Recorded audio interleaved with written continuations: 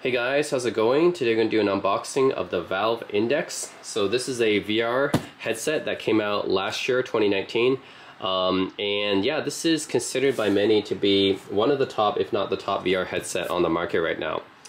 It is also the most expensive by far. It's at $1,000 US, which I paid, $1,300 or $1,400 Canadian after taxes actually, so it's quite expensive. So definitely this should be a very impressive VR headset because it's so expensive. But I'm looking to upgrade because I have an Oculus Rift S right now, and I did an unboxing for the Oculus Rift S earlier this year, and I ended up using it a lot more than I expected. That's the unintended side effect of being home all the time due to the coronavirus pandemic. But yeah, VR headsets are very popular these days. So that's why the Valve Index right now, even online on eBay, you can't really find it for less than the listing price, which is, quite expensive. The Oculus Rift S, I think, is a pretty good headset for beginners, although I think the Oculus Quest 2 is probably the better choice. But the Rift S is still very good for the price because it's only 300 bucks, right? This is like 3 times as expensive. Now, is it 3 times as good as the Rift S? I don't know about that yet. I'm gonna have to see. So let's do this unboxing first. And yes, I also looked at the other top headset on the market right now, which is the HP Reverb G2. That one, the main advantage of the HP Reverb G2 is that it has a much higher resolution than any VR headset except for maybe the Pre-Max. But it's very good for the price. It's only like 600 bucks. So very high resolution, doesn't have the refresh rate of the Valve Index, but as for the resolution, it should be better. But unfortunately, I can't get a hold of one because they're pretty much back ordered everywhere. And if you want to buy one online, you have to pay a markup for it, which I did not want to do. So I'm ordering an HP Reverb G2, but I don't know when that one's going to come. Right, so let's do unboxing. Valve Index. This is definitely one of the most expensive pieces of tech gear I've ever bought, related to a computer accessory in any case.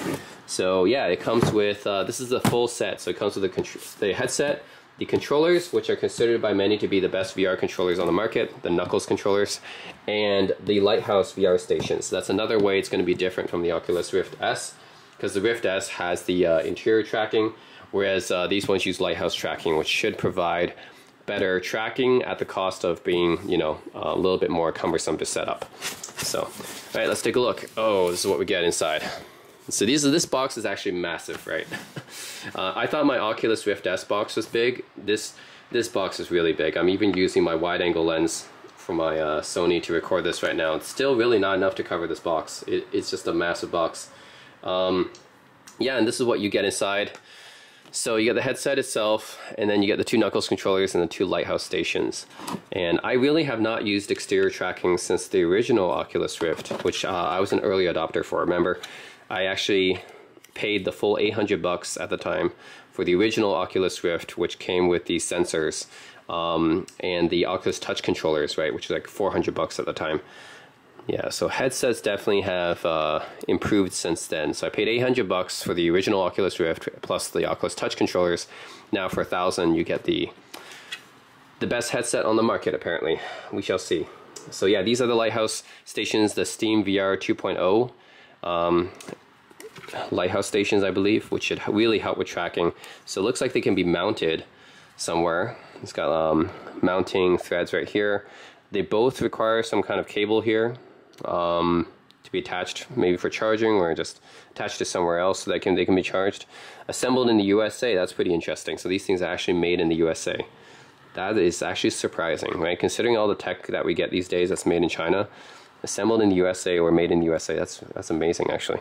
Micro USB cable. This is actually pretty backwards here. I don't wonder why they use micro USB here and not USB-C. Huh, it's a bit weird. This came out in 2019, right? I don't think anything else is using micro USB in 2019, last year. That's, okay, it's a little bit weird, but I can, anyways, the Steam VR stations, if you buy them separately, I think it's still like 300 bucks or something, pretty expensive. And then here's the acclaimed Knuckles controllers, which are quite different than the, I can compare them to my Oculus Touch controllers. So these are the Oculus Touch controllers, right? This is what they look like. This is the tracking ring for the Oculus Touch. Actually, this is the second version. The first version of the Oculus Touch controllers had the ring down here. So this is like, when I got the Oculus Rift S, they switched up the Oculus Touch controllers, but it's been okay actually at tracking. I haven't found myself really getting a lot of errors. Of course, it's not the best tracking, but it works fine for me. But I'm looking for an upgrade, of course. So that's what these Valve Index controllers I think will give me a good upgrade. But yeah, you have these analog control sticks right here, and then you have XY buttons, and then you have the menu button, the Oculus button to take you home, and then the menu button right here, and then this is the secondary controller, which if you press it, you actually grip something, and then this is a finger, I guess the Z controller or something, and then when you click this, the motion is of your finger actually gripping like this, and then this one in the game, in whatever VR game, it's like you're actually gripping. Your hand is like turning into a fist or something like that, right? So it detects these kind of things. One annoying thing about these controllers is that they do require batteries, so I do have to, change out the batteries all the time. So yeah, they use AA batteries, so I've often had to change them out, which I don't think I have to do with the Knuckles controllers. So with the Knuckles controllers, these ones I notice are substantially bigger, and when I hold them, because this is the first time I'm holding them, right? They're very comfortable because they got the pads right here to grip onto your hands, okay? So you got the pads here, and then I guess this is the same thing as that Z trigger, and then is this touch sensitive? So there's no button here. So unlike the Oculus Touch, there's no button here, but it looks like this might be touch sensitive, so it might detect each individual finger, which I've heard that's what it does. It detects every finger differently, and then this is like some kind of touch sensitive pad as well, so maybe it can detect my thumbs as well. So that would be quite an upgrade actually. So one of the huge advantage of the Knuckles controllers is that, according to what I've heard, yeah, you can detect every finger separately, and then you still get the analog stick right here for movement. You press them in as well. This might be is this a menu button or something? If it is, it's very small and hard to press. So it's a very small button. I'm not sure what that is. If it's a menu button, then they make it really hard to press, right? And they got the B and A buttons, of course. Yeah, I mean, it feels very comfortable, right? Feels very comfortable. There's no ring or anything. One kind of downside about the Oculus Touch controllers is that if you're holding a gun or something like that, these rings might bump into each other, right? Because they're kind of big, right? They might bump into each other, and then you might find one of those situations where you're playing like a first-person game, a shooting game or something like that. And if you had to hold it really close to each other, then it might bump into each other. But yeah, I mean, it definitely feels more comfortable than the Oculus Touch because it's got these pads around it, for sure.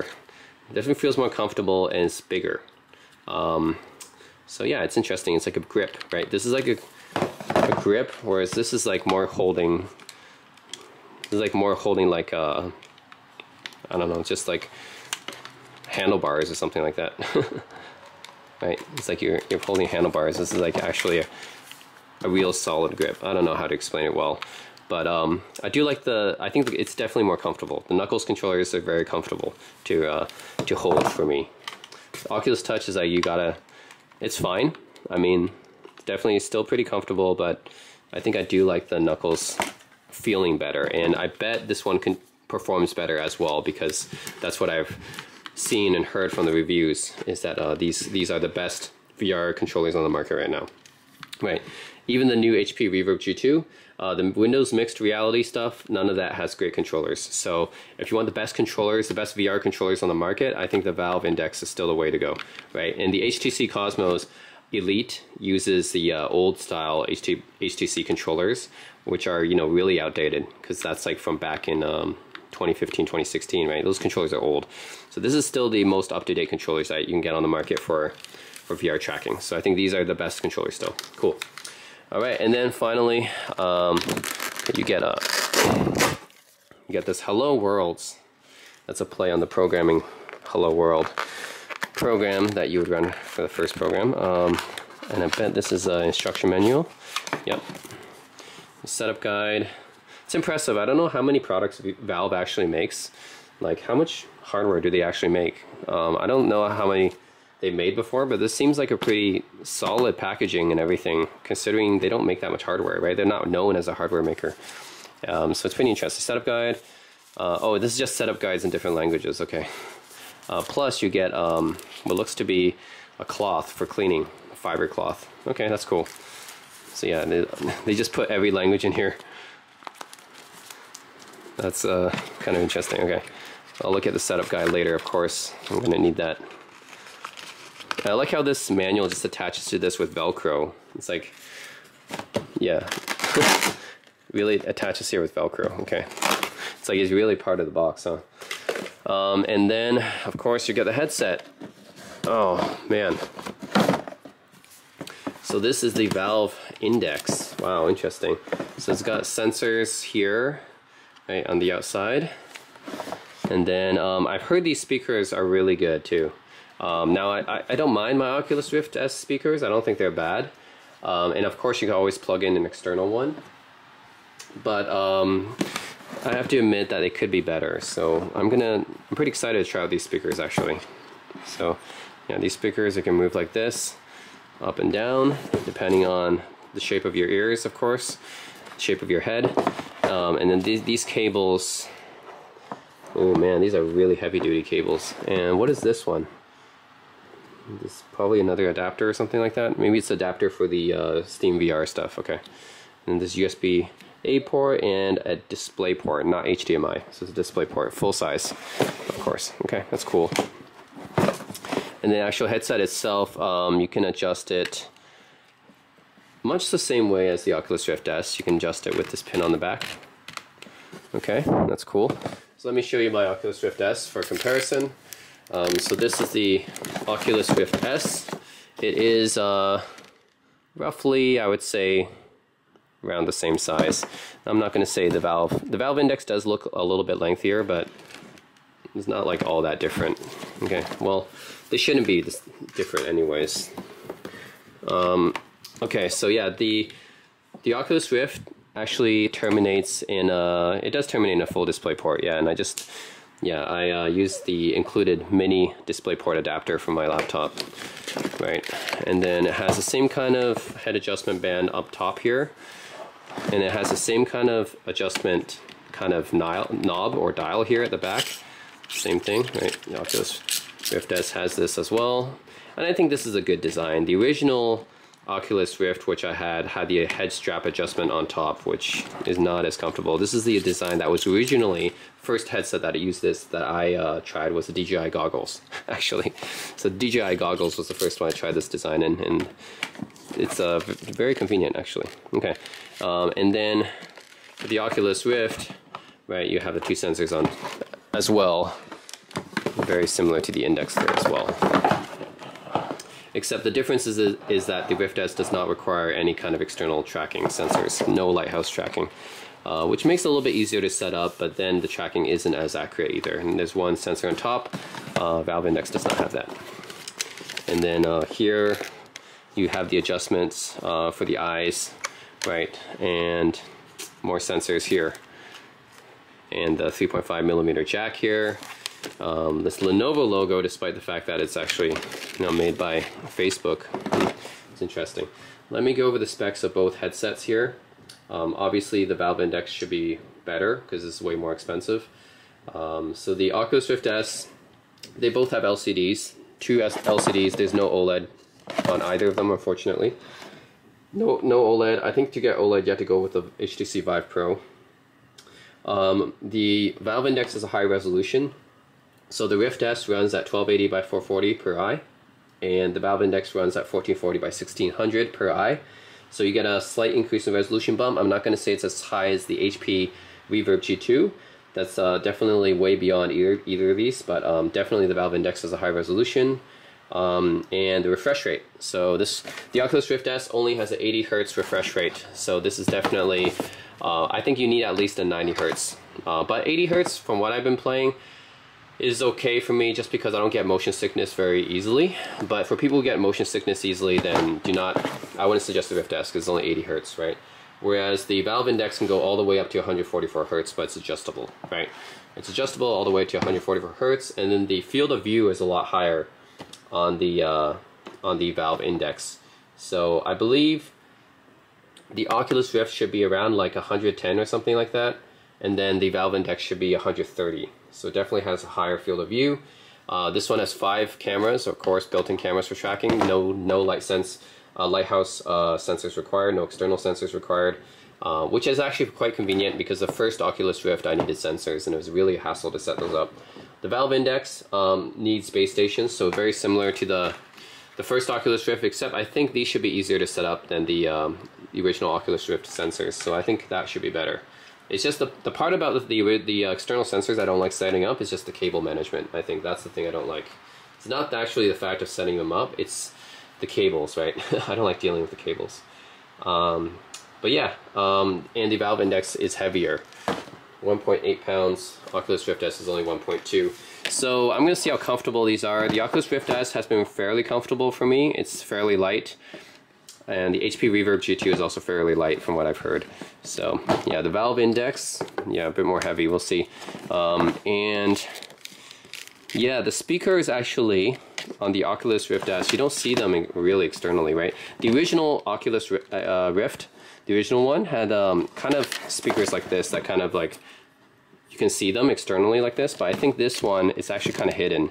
I think it might actually be like here, right, on the sides of these. I think these might be the speakers here, right? Because I definitely do hear sound when I try on the Rift, but it's not easy to see the speakers like externally, right? But I think they're just like hidden down here. But because they're so small, then I don't think the speaker quality is going to be as good. So valve index, just like the original Oculus Rift, has the external speakers here, or the headphones, I should say. Not sure really to call these speakers or headphones because they're external, but yeah. Anyways, that's where the sound system is. And a headband right there, and yep, you can adjust your eyes, right? This is your eye distance. You can adjust it right here. Ooh, yeah, so depending on how wide, how far apart your eyes are, you can adjust it like that. Very similar to the Oculus Rift, you can do that as well, right? So yeah, so that's all pretty much the same. I'm gonna have to try them on though.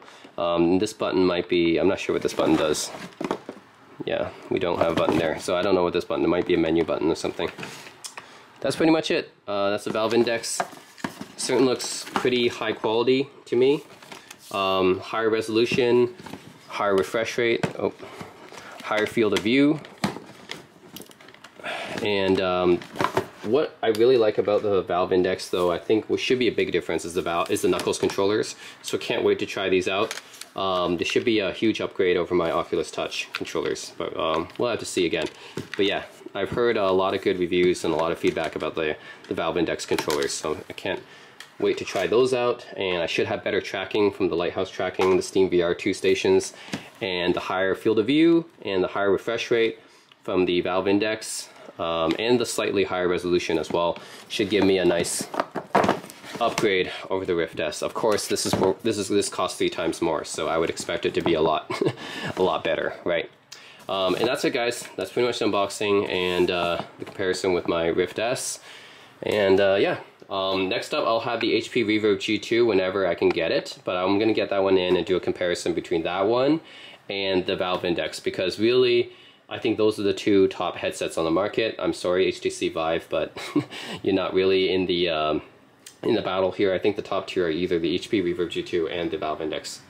Either of those. Some people like the Pre-Max as well, but I think that one's like pretty expensive, way out of the price range. But yeah, the Valve Index has a higher field of view and it has a higher refresh rate. I think that's the main advantages of oh yeah, and the controllers, right? Controllers are also a huge advantage over the HP Reverb G2, and the Lighthouse tracking as well, the external tracking, which might provide a more accurate tracking.